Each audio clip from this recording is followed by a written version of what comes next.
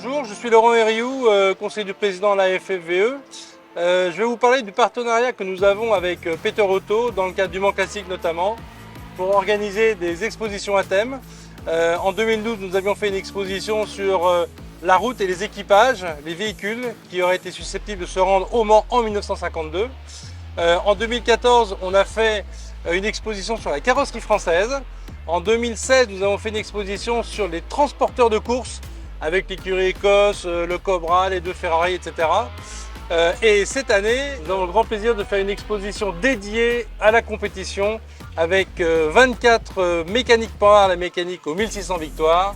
Et cette exposition nous a été montée par Guillaume Eschmaker, à qui je vais céder la parole. Et voilà, le Mans Classique, c'est top.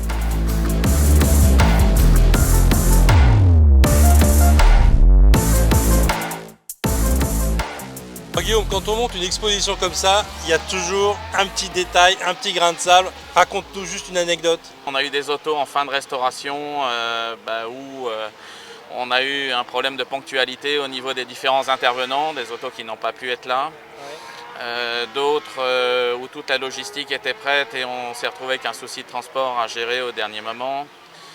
Des autos qui étaient en panne à quelques minutes des premiers tours de circuit qu'il a fallu résoudre. Mais c'est aussi ça, c'est beaucoup d'amitié aussi entre les propriétaires. Et alors cerise sur le gâteau, comme chaque année, on a eu le droit de faire un tour de circuit et notamment dans les Inaudières, dans ta voiture qui est à côté. Et je dois dire que j'ai été estomaqué.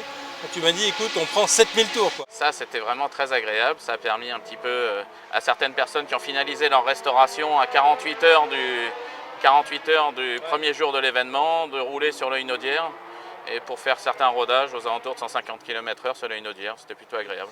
Merci de nous avoir organisé cette exposition. Merci à Patrick Peter de nous mettre cet endroit pour faire justement ce genre d'exposition. Merci également à la FFVE d'avoir mis en place la logistique pour accueillir l'ensemble des collectionneurs et à Patrick Peter pour sa confiance qui a tout de suite été favorable au montage de ce plateau et ça c'est plutôt exceptionnel dans un événement aussi fabuleux.